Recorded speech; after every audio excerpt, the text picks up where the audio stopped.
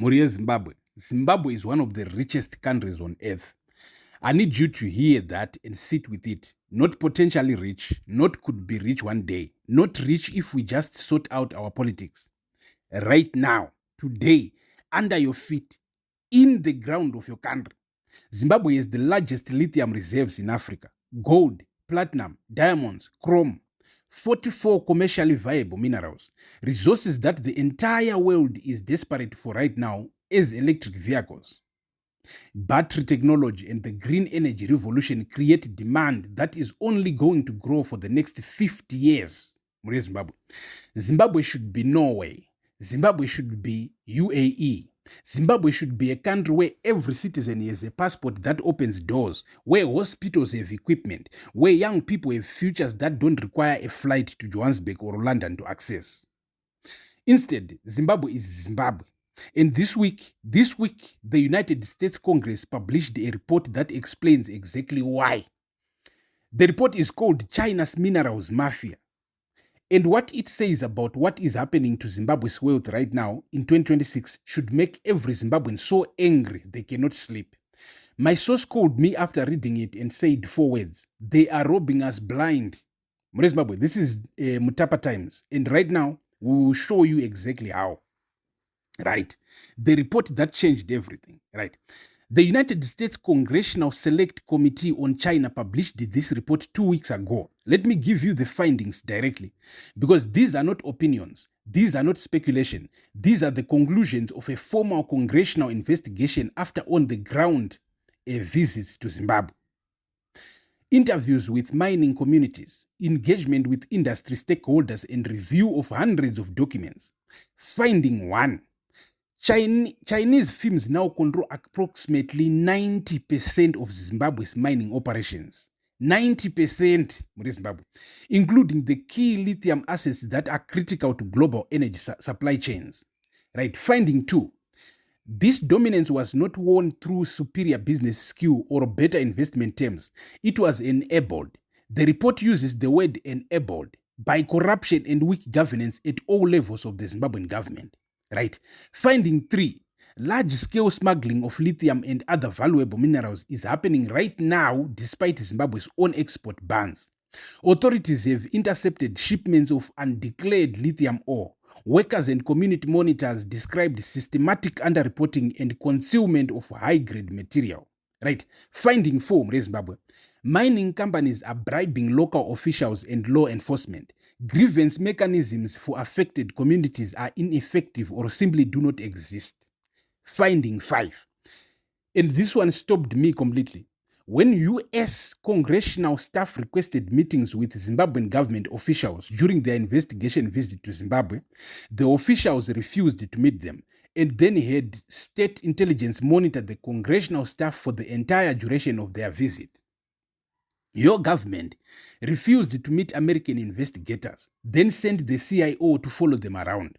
My source said, you only do that when you have something to hide that is too big to explain. 90%. I want to stay on that number for a moment, because 90% does not happen by accident.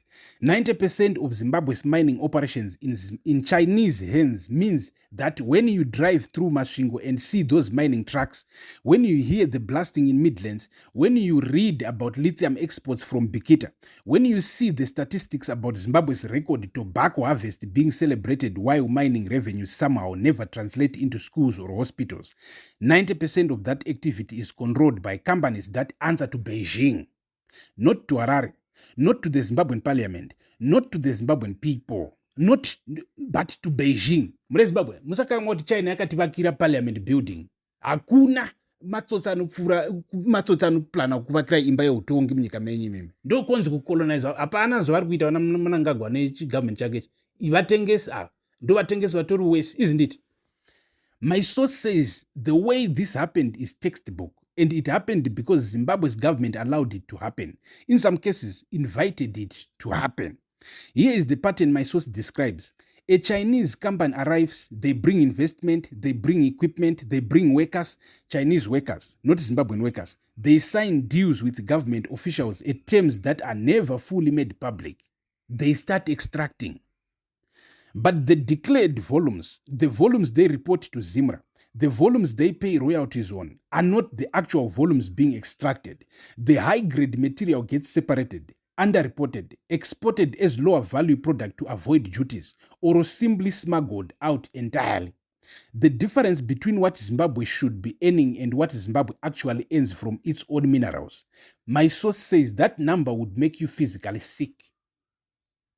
They said, if Zimbabweans knew the actual figure, they would not be asking why the hospitals have no drugs. They would be asking where the drugs money went and who has it.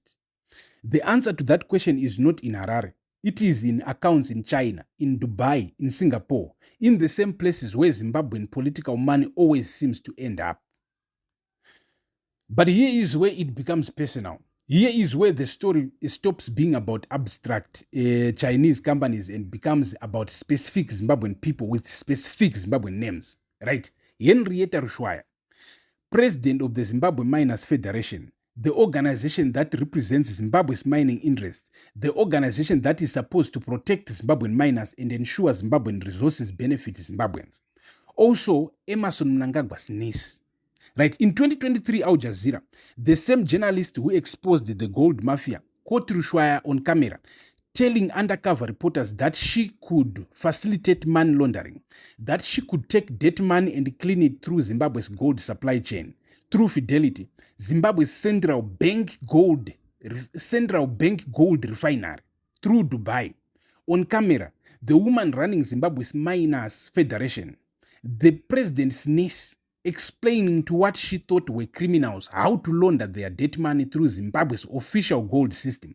And what happened? What accountability followed? What prosecution? What removal from office?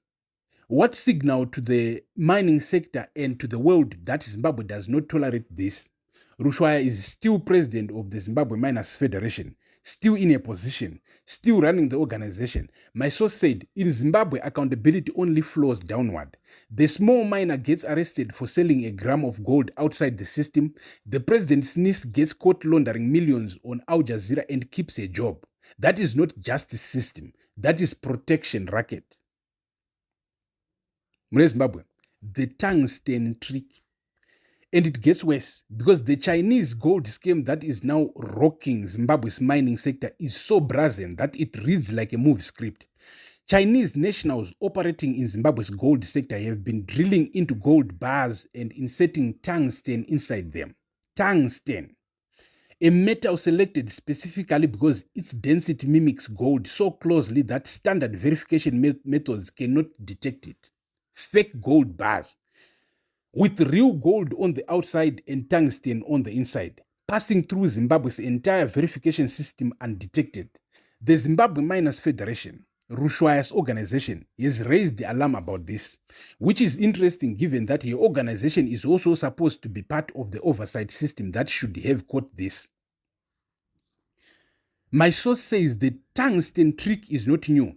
It has been happening for years. The reason it is only now being raised publicly is that the scale has become so large that even the people who benefit from looking away cannot afford to keep looking away. The US congressional report, the tungsten scandal, the 90% control figure, the smuggled lithium shipments, my source said all of these stories are about the same thing. Zimbabwe's minerals are being extracted, underreported, smuggled, and monetized. And the money does not come back to Zimbabwe. It comes back to specific people. People with specific positions, people with specific family connections to specific offices in Harare. I said, can you name names? They said, the congressional report names Chinese companies. The Al Jazeera report named Rushwaya. The frozen jet case names Chivayo. The 1.1 billion case names Zek. Connect those dots and you arrive at a network. I said, what kind of network? They said, the kind that has been extracting Zimbabwe's wealth for so long they have confused looting with governing. Oh. Zimbabwe, what does this mean for every Zimbabwean? Let me bring this home, because this is not an abstract story about mining companies and congressional reports. This is about you. Every Zimbabwean in South Africa working jobs they are overqualified for because Zimbabwe could not provide opportunity. This is why. Every Zimbabwean here in Zimbabwe, whose child attends a school with no textbooks. This is why. Every Zimbabwean whose mother waited 14 hours in a government hospital corridor because there was no equipment, no drugs, no staff. This is why. Zimbabwe is not poor because it has no resources. Zimbabwe is poor because its resources are being systematically extracted by Chinese companies enabled by corrupt officials, by politically connected business people with presidential family ties, by a system that has perfected the art of converting national wealth into private enrichment while the people who own the wealth by birthright are told to be patient. Patient for Vision 2030, patient for the Second Republic, patient for development that is always 5 years away and somehow never arrives. Meanwhile, the lithium under Bikita, the gold in Midlands, the platinum in the Great Dyke, leaving Zimbabwe every day in trucks driven by people who do not speak Shona or Ndebele, to accounts that will never fund a single Zimbabwean school or hospital. My source said one final thing before they ended our conversation last night. They said, the cruelest part is not that they are stealing from Zimbabwe. The cruelest part is that they are stealing the future. Every ton of lithium that leaves without full payment is a school that was never built, a doctor that was never trained, a young person who had to leave because there was nothing to stay for. Then my source said, Zimbabwe has enough wealth to be the richest country in Africa. Remember that when you vote. Remember that when they tell you there is no money. Remember that when a president calls himself a king while his country's resources live on Chinese trucks at night. I have not forgotten. Mutapa times, pano pamzinda wanu, we will not forget. Right, Zimbabwe. Zimbabwe. This is the story behind every other story.